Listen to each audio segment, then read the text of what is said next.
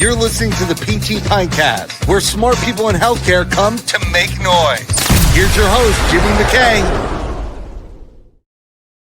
All right. Do want to say thanks to some people supporting the show. Episode supported by Empower EMR, the EMR built by PTs for PTs. The tools, the workflows, all the things, but in one thing, empoweremr.com. If the thing that you touch, unfortunately, most, if you're a clinician, is the EMR, even more than patients, most likely. That thing should not be a friction point. Kick the tires. They'll walk you right through it and show you how it could empower your practice. See what they did there with the name? EmpowerEMR.com. It's EmpowerEMR.com. Our guest today, excited, doesn't like the status quo, never has.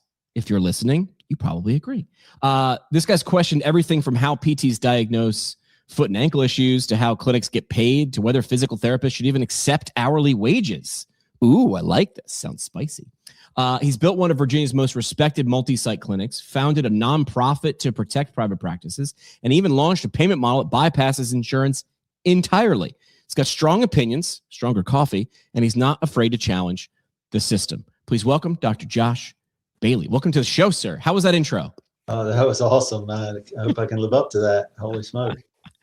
Well, hey, appreciate the time. You live in Virginia. That's where I went to PT school. So that was like a second home to me. So I sort of missed it, right? Like it's just I don't know. I liked it. To me, it's perfectly positioned in the country because I'm from New York and I get it. We're hustling and busting. We don't pay attention to stuff sometimes. Agreed. Then I moved to South Carolina and I was like, oh, it's way too slow here. But I came to like that. I got accustomed to it. And then I went to PT school in Virginia and I was like, ooh, I kind of like this. This was the Goldilocks for me. What do you love about Virginia? Well, I'm from Virginia. You know, I mean, even when I left to go to college, I just went to a different part of Virginia.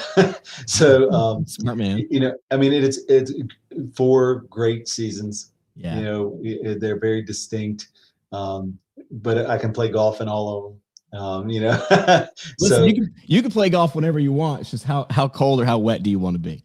Right. You know, and you know, it never gets too cold, or we usually don't get too much snow. So yeah. All right. Well, we got some spicy things to get into. I'm going to ask you a question and kick it off. What's wrong with how most PTs get paid? And if you had that magic wand, what would you just go ahead and change about it? Well, way to kick it off. You know, I have a real beef with PTs being doctorally trained, but not always acting like doctors. And every doctor of substance that you know has a base pay and then a productivity standard that they're trying, not that they're ashamed of, that they're aiming for. Because it's aligned, right? I'm guessing. Correct. And, you know, it's, you know, you do good care and probably a lot of good care, then you make more money. And I just feel like physical therapy, I've been around a long time, 28, 29 years, but I feel like we're kind of moving to the fast food version of healthcare, you know, and I'm going to trade, you know, $60 an hour for an hour of my time. And you know, and I'm going to do 6 hours or 7 hours or 8 hours or whatever it is. And then I'll walk away and I'm not a doctor at the end of that. And every other doctor, I'm friends with a lot of different types of doctors, and they all live and breathe what they do. And I think there are some PTs that do that, but I think there's a lot of PTs that don't. Yeah. And it makes me worried for the longevity of our profession. So if you could change it, what would the perfect look like, or the better look like? And then how do we go from, this is a very PT question, right? How do we go from where you are to that? It doesn't need to be perfect, but how do we skate towards the picture you're drawing? Yeah. I mean, I think the first step is, like, you know, there needs to be at least some reasonable standardization in your market, whatever your market is, of like starting pay. Okay. But that's not what you're expected to make. That's just the guaranteed money, right? That's your baseline. And hopefully really motivated PTs are not really don't care about a baseline, right? I mean, the baseline is you're just telling me, that I need to target above that number, whatever it is. And then you go do great things and you take care of people and you bill for what you do, right? Nothing that you didn't do, but bill for everything that you do. Because anything less than that devalues what we do for a living. And create a profit sharing program, right? Like every business has to make a margin or else you can't keep the business going. Yep. So make a small margin in the business, and everything beyond that margin's profit share. Yeah. And if I were all my staff has that available to them. But if I were starting over today, one of the things that I would do if I opened a second practice, it would be a junior partner model, like a partnership where if I'm going to open a new clinic, you buy in 10% of it, 20% of it from the word go. And each new clinic would have a junior partner in it. I wish I had done that. PTs don't really work like the Dr. Blue Sky model, right? Where, I come into a practice and I spend 2 years proving my worth, and then I get the trigger a partnership. And we've tried to make a semblance of that. We kind of have a succession program that allows PTs to grow through it. And what would that add to it? Does that add, it's skin in the game, right? But when that model is in place, what do you see? What's different about that? It's less trading time for money. Now we start to get into the specifics, right? Sure. And I think it's less time for money, but it's also you're growing in the community, right? And you're trying to attract other providers to come to work with you that are like-minded, right? Generally, when you see a PT leave a practice, it's because they wanted to something, that they were disgruntled. They're looking for something better, different. I want to do practice a different way. Or you hear private practitioners opening a clinic because I want to run it like I wanted to run it. Why can't we have a model where all those can coincide? And instead of people risking their house and their car and their marriage because they're working 80 hours a week or 100 hours a week or whatever, I think there's a way that there's a happy medium that we could all do that together and grow great physical therapy companies without so much risk. So the answers to big, complicated questions are usually rooted in simplicity. Is this an us, meaning the PT profession? Is this an us thing, a mindset thing that we have to change? Or is this external, we have to force change on a business model, insurance, something else? Is this an us thing or a we got to work with them thing? I think it's an us thing. I think if we all just agreed that you don't get to be a doctor from 8 to 5, and you have to kind of live it, breathe it, think it. You hear in every PT school. I've taught in tons of PT schools all over the country. I never hear any group that leaves out we're lifelong learners. Right. But then one-on-one and compassion, all the things that bring the bile in the back of your throat, because that probably 70% can't do all those things. Yeah. And usually it's culture. The culture around them is what drives them to continue to want to, grow and develop. But a lot of PTs just get stuck. And I think if we get stuck to what's my hourly rate versus what do I have the capacity to generate? Yeah. It could be different. And maybe I'm wrong. And maybe it's just my motivations are different. But I've spent every day of my life treating life like a sporting event, right? Somebody's got to win. Somebody's got to lose. I don't intend to lose. Yeah. And I was like that in high school. I never did homework. I just sat across the room and I think I can beat that guy. They seem like the smart one, and frankly, I did it in PT school. It wasn't always the best strategy. But I've done it in business, and I wasn't trying to beat someone to hurt them. That's just how I set the bar. What's the goal? Can I get there better, faster, cheaper? Yeah. And I talked to my team about if we all just treated our profession like we treat the speed limit, would be great. Right. And, you see the sign 5 speed limit, but technically you're supposed to be running 54. Right. But if you got behind that person going 54, we would all lose our mind. Yeah. Like, what are you doing? Right. Because that was just kind of the bottom suggestion. Right. But then you get into an employment arena and it's like, what are your KPIs or what are your baselines or whatever you want to call it? And then everybody targets the bar. They don't think about what's above the bar. They just target the bar. And subsequently, if life gets in the way, they fall below the bar. And I see that all the time. And when I first became CEO of our practice, I thought it was something wrong with our practice. I'm like, we're really good. Like, why aren't we great?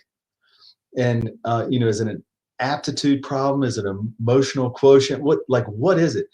And I couldn't find anything wrong. And so I started looking at other businesses. I'm like, well, they kind of have the same problems that we have. and then I started looking at some of my friends and I'm like, geez, can we all a little bit underachieve here? And then I realized the issue had nothing to do with the capacity. It had everything to do with what we were paying attention to. And if we pay attention to the bar, then we tend to try to jump over that bar. And if the bar stays put, we're trouble. Yeah, it's funny. It's like they teach you, or I was taught when you ski a little bit out of bounds and there's a tree, if you say avoid the tree, avoid the tree, avoid the tree, guess what you're going to hit? Yeah. But if they say aim at the tree and your goal is to aim and then move, that's what happens. So it's funny. It's like when you try to avoid something, you wind up hitting it. When you try to hit it, you wind up avoiding it. So the goal is like, how do you align those things correctly? Who do you listen to? Who? You sound like you've read some of the similar books. Like who are the authors or people? It doesn't even matter in PT, right? Because business is business, right, or leadership is leadership. Those things translate. Who do you look to, or who are some of the things on your shelf?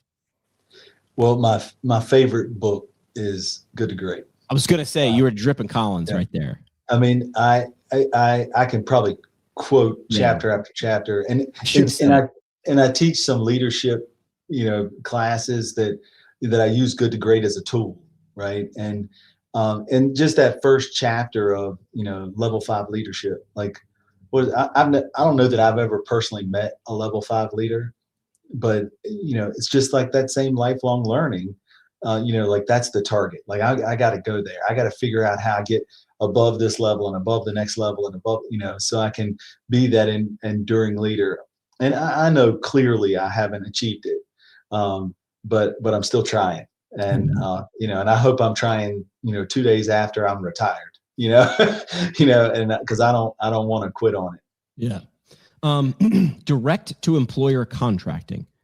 I on purpose saw that was going to be a topic we were going to talk about. I on purpose didn't look it up because I like to go into certain topics or situations where I'm like, be the person who's confused. So what is it? And why do you say it's the purest form of PT? Sure. So functionally, direct to employer contracting is making a contract directly with the primary payer of healthcare services, which is historically in America, the employer, right? The employer's buying an insurance plan or paying the majority of an expense product for an insurance plan. And then the employee kicks in some and they have an insurance package. The problem with that is we have to play by all of those rules, which have become a huge issue in physical therapy, as far as, authorization and verification and then, by the way, I submitted a clean claim and, you hadn't paid it. And then I'm tracking it down, and all those things have administrative burden that chip away at profit and devalue what we do as providers. So, my feeling is the best contract is the one that's directly with the employer. I can make more money. My providers can make more money. My providers don't have the administrative burden. The employer has a discount, and we actually have PT as the front end of musculoskeletal care, which is what we've been trying to do for the last 10 or 15 years. We've been talking about it, but nobody's really getting around to doing it. And I feel like that's the pathway to it. And that's why it's the purest form, right? Yeah. It's easy. Most of our contracts, the patients have no payment or very, very low copayment. And when I say low, I'm talking $10. is what a patient might pay. In some contracts, the patient pays nothing. And the employer has recognized, I can reduce all the downstream expenses of unnecessary tests, medications, surgeries. And you don't even have to be great. If you're just a reasonably good physical therapist, you're probably going to say, if you save one spinal fusion, you can probably pay for 1,000 PT visits or more. Right. Wild. Yeah. We can do a lot with 1,000 visits. Sure. Yeah. Well, yeah, we're arguing over 5 and we're stepping over 1,000. One of the first episodes I did 10 years ago, talking to a sports PT, Eric Mera. And I remember I asked him, hey man, like, because when I started PT school, it was a second career for me.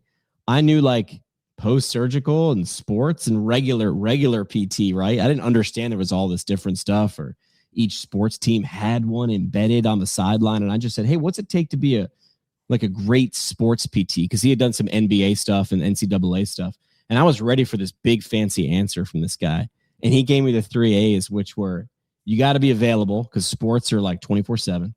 You got to be affable because these athletes, like, this is their job and they can work with anybody. So you better have a little bit of a personality and be affable. And then the third A blew me away. He goes, adequate. He's like, I need you to do the basics real well. He's like, I know you want to do the I thought the answer was going to be lasers and this and this. And then he just slapped me with adequate. Aim for adequate. And likely if you do adequate enough over time, you're going to be above adequate. Right. For sure. I think that's the same would be true with direct to employer contracting. Obviously our goal is to be the best at what we do.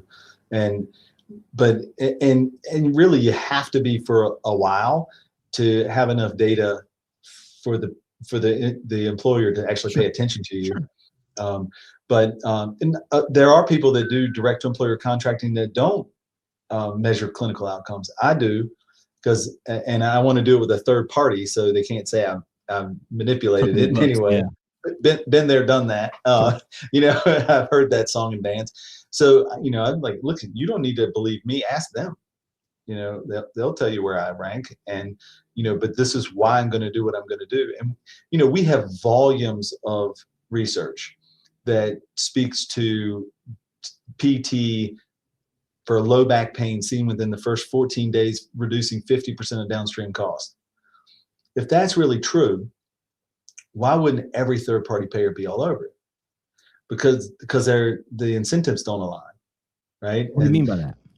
So for the PT, like 97110, 97112, no one really knows what that buys, right? Like, because it's so varied. It's a code for time. Right. Time. Exactly.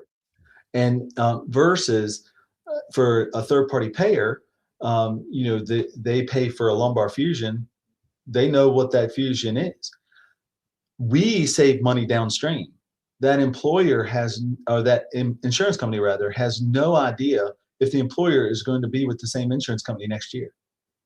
So they're not incented to save money today. They're incented to have a finite expense today, because their job is to make sure their shareholders are happy as the insurance company. And so for the patient's perspective, I think there's no argument that we do great for patients downstream. But for the payer, they want to keep that employee, right?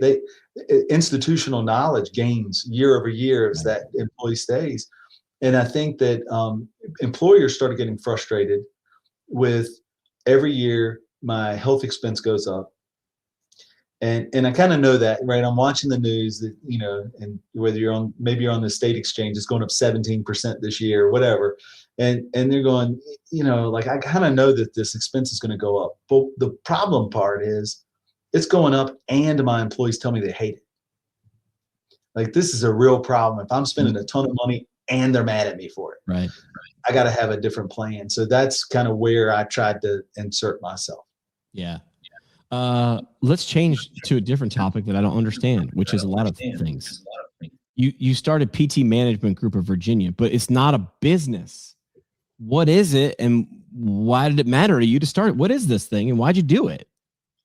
So in 2015, I originally thought, I'm going to get a group of practices together, and we're all going to band together, and we're going to negotiate better contracts with insurance companies, which sounds fantastic until you realize that there's one tax ID number in that.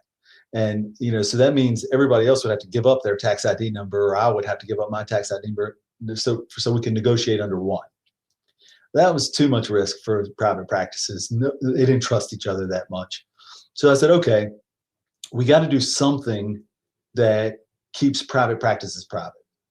And because selling to institutions, let's just call it institutions so we don't stomp on any toes. I never saw people go like that, man, that was awesome. Like it was always kind of, I sold my soul to the devil. Like they just were generally unhappy. So I'm like, maybe we could find a way that we could keep private practices private. And so that became like a managed services organization.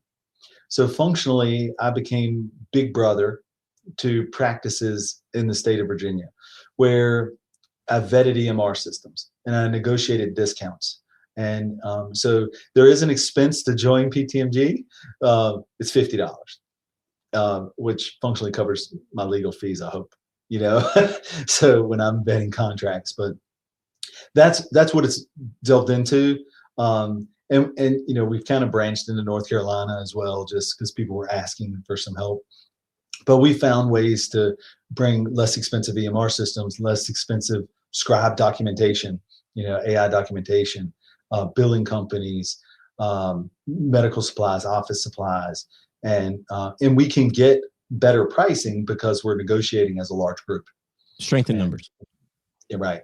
So it really, if I cashed out today, I wouldn't get to a comma. There wouldn't be a comma in the number. Like it never was designed to be a financially viable source. It was designed to keep PTs doing what they had a passion to do and doing it the way that they thought they could do it best. And I think I've achieved that goal. And I'm, I'll keep doing that as long as I can, put one foot in front of the other. Yeah. All right. We got to take a break. I got to pay some bills here. Josh, Brooks IHL, shows powered by Brooks IHL for the last couple of years. World-class residencies and fellowships built around real-world patient care, pediatrics, geriatrics, orthopedics, neuro, women's health. BrooksIHL.org down in Jacksonville, BrooksIHL.org. See what the future of your career could look like with a residency or fellowship at Brooks. That's BrooksIHL.org.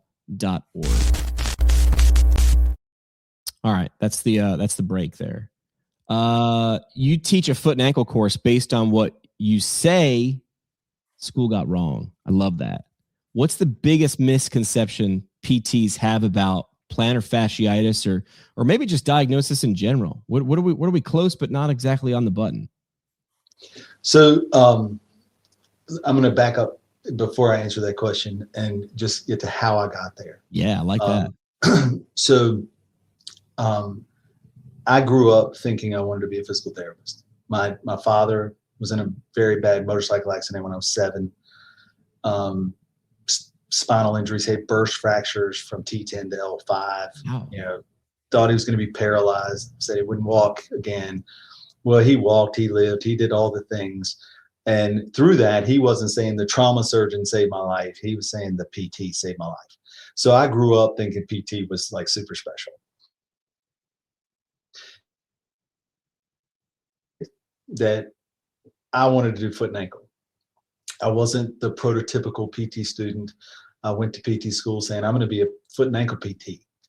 And my professor said, well, you have to do, an acute care rotation and then skilled care. And I'm like, nope.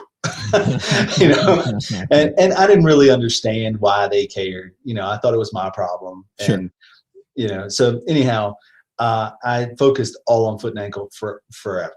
I treated other things when I wasn't well known enough to treat foot and ankle only. But through that process, I started following podiatrists and orthopedic surgeons, and and I got to hang out with some real gurus and see what everybody was doing. And there's some really great foot and ankle physical therapists, particularly in the 80s and 90s, and I spent time with them.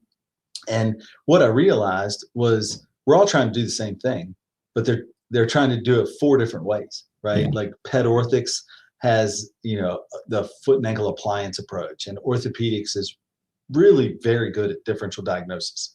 With they have a lot of special tests at their disposal, but orthopedics usually get the diagnosis right more often than not.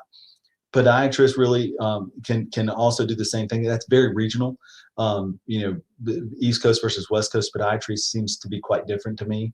But many understand biomechanics very well, but their biomechanics kind of stop at the knee, and PTs are supposed to be the function group.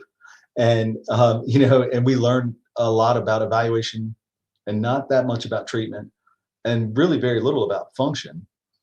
Yet then we're supposed to go treat patients and do function. So as I was trying to roll all those things together, I realized that the only real right answer was to pull research from all of them and understand what the other groups were talking about. So to answer your question about plantar fasciitis, about 10%, in my estimation, of what comes into a PT clinic diagnosis plantar fasciitis actually has pathology to the plantar fascia. It's some other structure, and as simple as if the plantar fascia is the problem, and you put the plantar fascia on load, and then you palpate it, you would anticipate that plantar fascia would be more painful. But more often than not, those patients diagnosed with plantar fasciitis in a PT clinic, if you do a windlass mechanism and you extend their great toe or all of their toes, the plantar fascia is taut, their pain goes away. And, in PT school, we're taught to, it's an inflammatory reaction, it's an itis, you're going to do your calm it down type treatments. And then the patient goes, it felt better while you were doing it, Right. But we don't have a great history. And that's why the research looks like what it looks like for PT. It's like, PT might help, PT might not help. Orthotics might help, maybe over-the-counter products, maybe not. Maybe it's walking barefooted. Maybe you need a different shoe.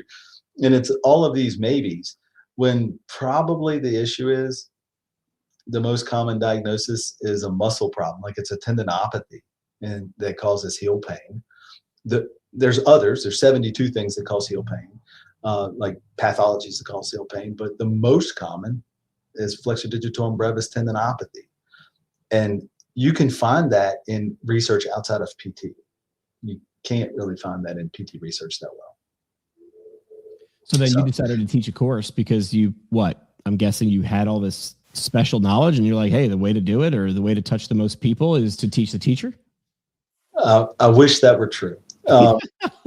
Honestly, I had been practicing for about 1.5 years, 2 years, and I'd studied only foot and ankle. And I said, how am I going to make sure? I had this crazy goal of being, the best foot and ankle physical therapist in the world. I don't even know how you'd measure that, right? But I had this ideology that was good, what I was going to do. So I decided I would create a course with no one to buy it, right? No one to even market it to, no one who would even care. And but I would use that as my discipline tool to comb through the research, understand differential diagnosis, understand actual functional change, because our books were so challenging. If you ask a PT, what's the purpose of the gastroc? What's the action of the gastroc? It's plantar flexion, which is 100% true unless the patient stands up. And then its job is to decelerate the tibia. But we don't train deceleration of the tibia that often in the clinic. And so anyhow, I used that as an approach to make me a better PT. And then after about 3 years of culminating all of that, I was like, I think this could be a course now. And then thankfully, one thing led to another, and a few people started calling. And I taught with North American seminars for 20 years or so, and then private I use COVID as kind of my break. And then I've just done private courses since then. I have a level 1 course, which is like an advanced evaluation and treatment of foot and ankle course. And then a level 2 course, which I call Beyond the Textbooks. It's the things that you really can't find in one place. And like tricks of the trade. To me, that was the part that kind of rejuvenated me. And it's like, oh, that's super cool. And it's kind of like the first time you learn spinal manipulation. Like you watch people do it and you're like, man, that's awesome. And then you try to do it and you're like, I'm not very good at it. And then the first time you can repetitively create a cavitation, you're like, yeah, I've arrived. and so I've tried to create those summaries of, if you see this, then here are maybe the 3 to 5 things you should be thinking about. How are you going to rule it in, rule it out? How are you going to know if the patient's getting better? How do you know if you're on the right plane of treatment? What's a reasonable time frame for treatment? What are the things that you shouldn't even treat? Like we know historically we fail at. Maybe we just need to punt. So anyway, that's how it all came about. It wasn't this cool knowledge set. Yeah, but you sort of you started with the end in mind.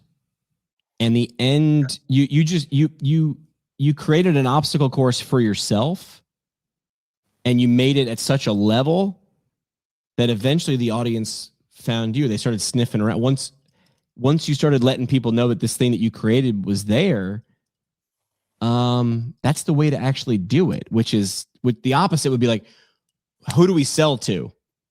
Right? Where it should be like, what do I care about? What am I willing to do push-ups for? Even if I get no return, I'm still getting muscles out of it. And then you were like, well, other people want this path too. Look at all the work I've done. You started with the end in mind, which is, even if nobody, I've told people this before, even if you have a like we could use it as a parallel. Even if you go to write a book, or even if you launch a podcast and no one reads it or no one listens to it, you did the work. You got to interview the people. You walked away. It's a giant cheat code for life. But you could do this at a laundromat or a bar or a street corner, which is, if you ask enough questions and shut your mouth long enough to let people answer, you can learn. Period. Hard stop. Yeah. And that's exactly how it came about. And I forced myself to look at things that maybe I'd been told were wrong. It's like, well, why would they do that? What were they trying to achieve? And like I was reading research that really I had learned in school was not valid. Like, oh, that's from the 50s. Like that makes it wrong, right? But when I started going through and understanding what their methodology was and why they were trying to approach it the way they were approaching it, I was like, maybe there's a lost piece in here. And so the more I learned, over the last 28 years, the only common thing I can say is the more I learn, the less I'm confident about. Like the things that, as maybe a new therapist, I was going, you always do this. There's not that many always and nevers for me anymore. Well, that's done in Kruger, right? Which is like, it's like when, you get a new grad, myself included. That's why it's so easy to spot. Like, you're second, third year, maybe a year or two out of school. It's like, you're dangerous because you know enough, but you don't know what your blind spots are. But in the moment, it's like youth's wasted on the young, myself included. It's like, oh no, I know lots of stuff. And then you get some reps, and that's the difference between knowledge and wisdom, right? It feels like. Right. Yeah, I couldn't agree more. And, I've actually looked at some data that, for PTs, like when are you really good? Right. And the data is like between year 8 and year 15. And it's a hard pill to swallow, though, right? It especially if you're on the other side of 15,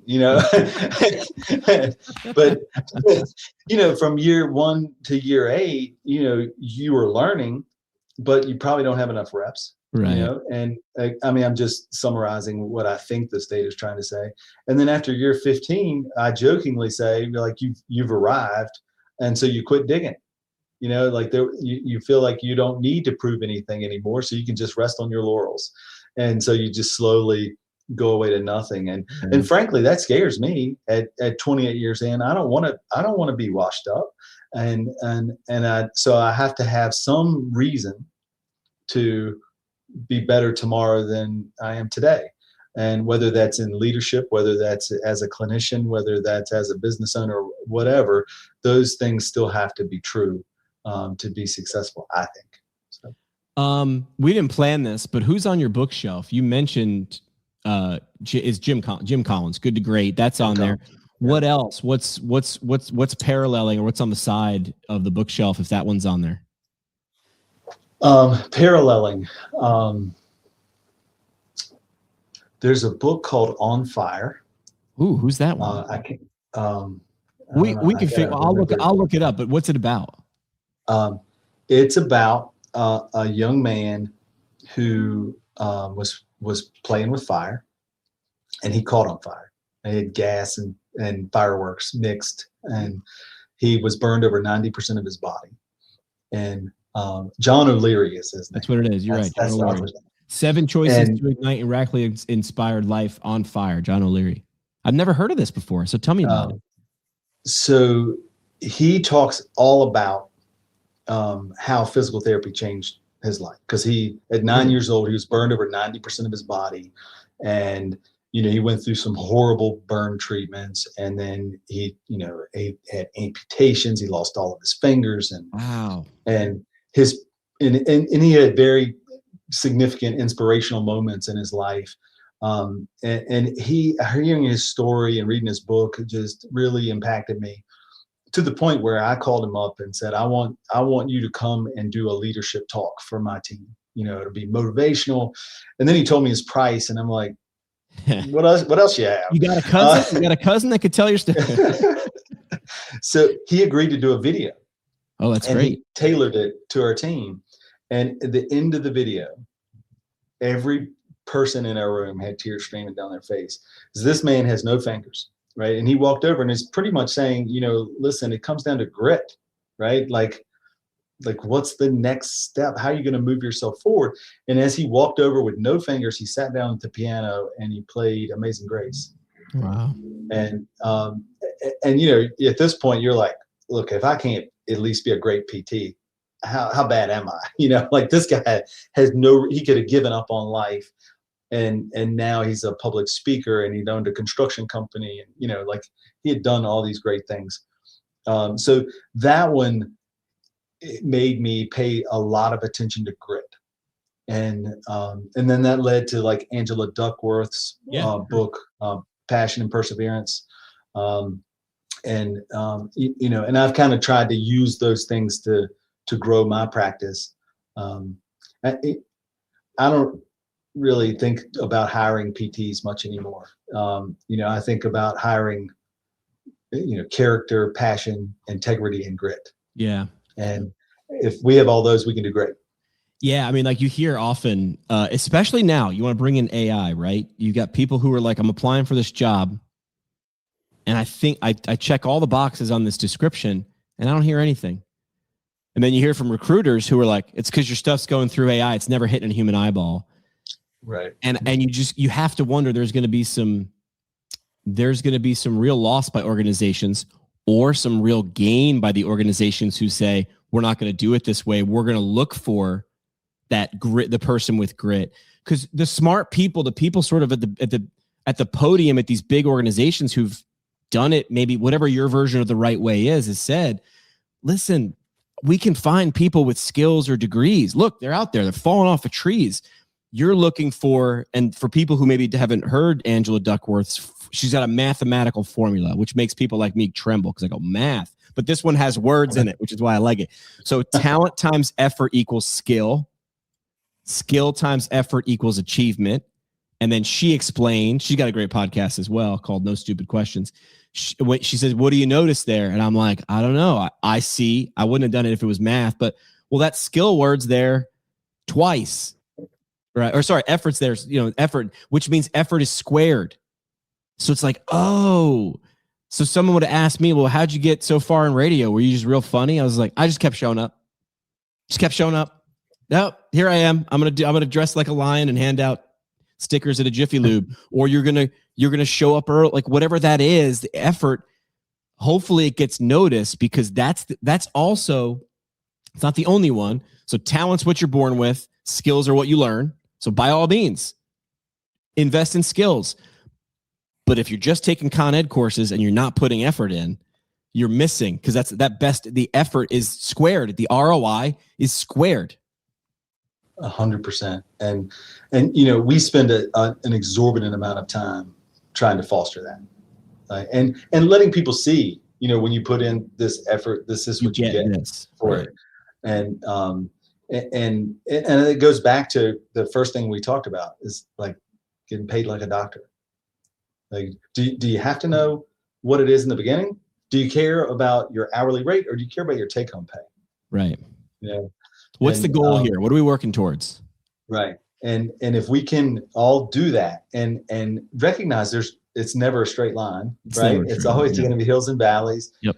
And I think oftentimes, like, I'm worried my kids are probably going to be scarred because I say, you can be anything you want to be, but there's not a period at the end of that. That's a comma, as long as you work for it. Yeah. Good point. And we have so many people that just, I've graduated, I've arrived. Here I am. I'm a doctor. I have a car. I should have a car and a big house. And, like, nobody who's ever done it did it that way. Yeah. Like, it just didn't happen. Yeah. It's because somebody went out and made it happen. It's really funny because I want to foster it. It's really funny because I work with a lot of creative people, obviously, in the nature of my former career. And then I became a PT, but now I do weird PT stuff adjacent. And it's funny is there's this guy named Chris Doe, and he's a graphic designer, but he also, like, he'll teach other people like value. So he's like a value guy, and he'll do these live Q&A sessions and say, like, well, how much does it cost for Chris to design a logo? And he goes, $10,000. He's like, but it's going to take you an hour. And he goes, yeah, it took me 10,000 hours to do a great graphic in 1 hour. But if you want to pay me for the hours, I'll just take 3 weeks and still charge you 10 grand. So do you value quality or time? And look, it's the same as PT. Well, I want to get more per hour. It's like, no, you don't. You want to get more per value. You want to sell the value, not the 97110 that got you there. That ain't it, man. That's not the thing. Sure. That's the thing that helps you get to the thing. Right. And those are directly parallel with direct to employer contracting. Yeah. Right. They want value. What do you want? They don't necessarily care what it costs. They don't. As long as they're getting what they pay for. Correct. And, when history has taught us that healthcare costs a lot, but you don't get much for it, that's a bad value proposition. Well, I think it's the only lever to pull. All right, look, you just framed it really well. I got two sides to a seesaw. It's going to suck and it's going to be expensive. Well, can you just make the sucky stuff cheaper? It's harder to frame, I'm going to make the bad stuff better, because it's not tangible to people. So, I give this example a lot, which is I love when I talk to a room full of clinicians and I'll go, hey, I'm just curious. I was just talking to my friend out in the hall. Who here has Amazon Prime? And of course, I'm asking a loaded question. Of course, 90%, 95% hands go up. And then I go, hey, man, you guys are all smart. You probably pay attention to your finances, right? Yeah. How much does that cost? And everybody gets real nervous. They're like, oh, it's, I think it's, isn't it? And I ask that because we don't necessarily, most of us, some people do, some people are sharp, but most of us don't. But internally, right down here in the gut, we know whatever it's worth isn't even close to what it costs. Right. Bezos spends all day loading on the value side of the seesaw because he goes, I'm going to keep your eyes over here and you'll never look over here. We pay $130 a year to be allowed to buy stuff on his website. Yeah. Not even that. You don't have to have a subscription to buy it. We buy it for 2-day shipping, free returns, and Amazon Video, and Amazon Photo, and Amazon this, and Amazon that. And it's funny. It's like everybody's giggles. And they're like, well, he's just real smart. And I go, I thought you were a room full of doctors. You can't figure out how to load one side and not the other. But you're too busy telling me 97110 reimburse $78. And I'm saying, I agree with you, but we need to aim further downfield, right? Yeah. Less inches, more miles. 100%. Yeah. 100%. And, we need to do a lot fewer things and go a lot deeper with the things that we do. Yeah. Inch wide, mile deep. Yeah, absolutely. And another like trigger for me is, I'm going through a PT clinic. I'll see this therapist doing 3 sets of 10. And I'm like, tell me why that's important. Yep. They're like, what? Like the exercise? No, 3 sets of 10. Like, why did you decide on 3 sets of 10? And I seldom get an answer. They're like, I thought you were the specialist. Like, shouldn't there be a reason that how much we're doing? Like, we're dosing this. Like, what's the right dose? Is it strength? Is it endurance? Are you not sure? So we're going to do a little bit of both. Yeah. Like, what is it? Yeah. And like, just maybe we could just pause and think about that for a minute, and that be how we move forward. And maybe we don't need 25 exercises in a PT session. Maybe we need 3, right?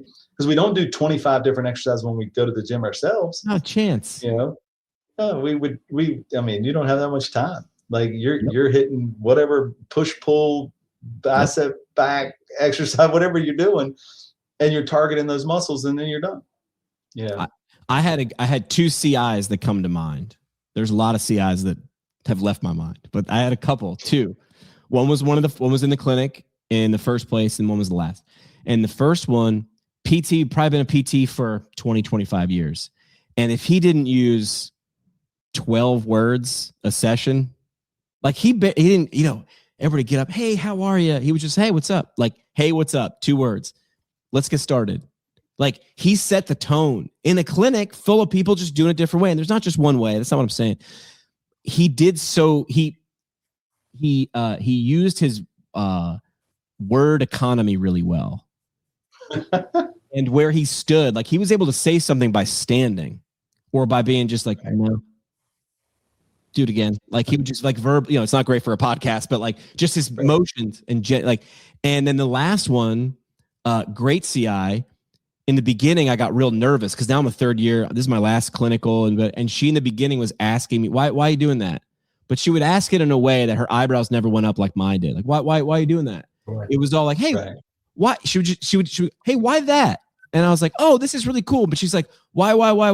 She wanted to hear me say strength or because she wasn't asking me to justify it. She was asking me to explain it, not to her, to myself. She wanted me. Once I figured it out, I was like, oh, you want me to think. That's what you're oh, got it. That's a good CI. That's the mark of a good CI. You wanted me to think, and by the time I'm done, I will be thinking. Yeah, I had a mentor like that. I thought he never taught me anything. Those are the but best. He taught me so much. And one day he was teaching me. I was learning to manipulate the subtalar and talocrural joint, and he took me in the bathroom and he said, "I need you to tear off 1 sheet of toilet paper at a time." And then he just walked out. And I'm like, well, how long am I supposed to do this? And he was like, when you can tear it off and not spin the roll, come get me. So, I had this stack of Charmin where I was doing it wrong. And then I finally realized he was trying to teach me that it's unit directional force at speed. And you can't get a running start at it. You have to load it and then continue to load it at speed in the same direction. And then I'm like, oh, I got it now. And he's like, now you can manipulate a joint. And this is back when PT schools, you didn't learn manipulation. And frankly, it had just become legal. And, for us in Virginia to do manipulations. So it was a great learning experience, but he never told me why we did anything.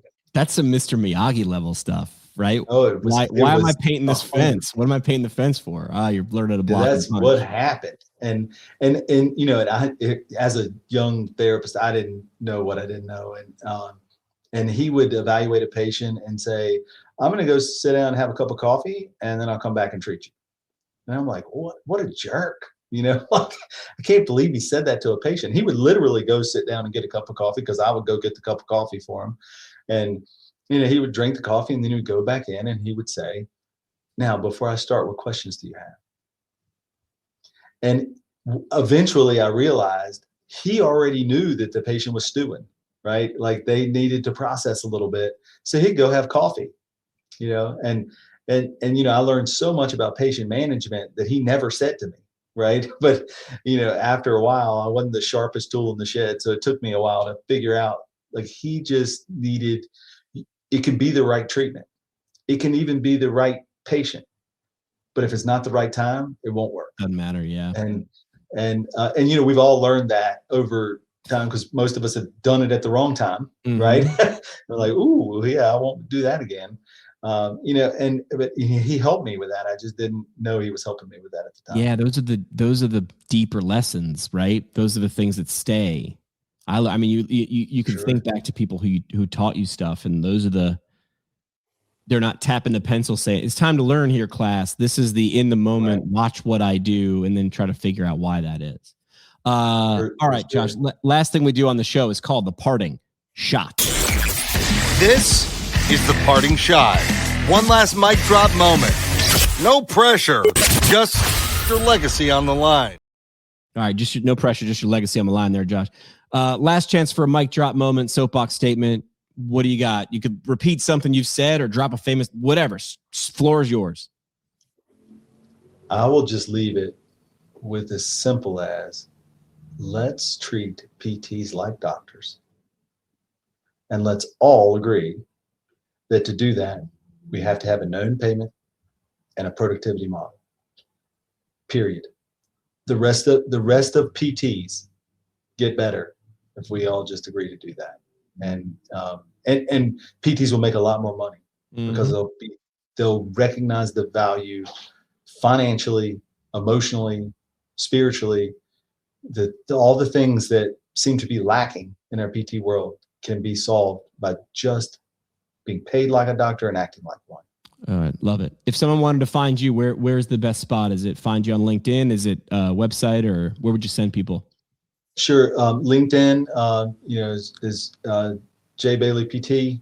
And, certainly you can find me at rehabassociates.racva.com or ptmgva.com. Awesome. Hey, appreciate the time. Hopefully it's not the last one. I'm going to need some more stuff to put on the bookshelf, so I'll come back to you. All right, Josh? All right. I got lots. That's it for this one, but we're just getting warmed up. Smash follow, send it to a friend, or crank up the next episode. Want to go deeper? Hit us at ptpintcast.com or find us on YouTube and socials at ptpintcast.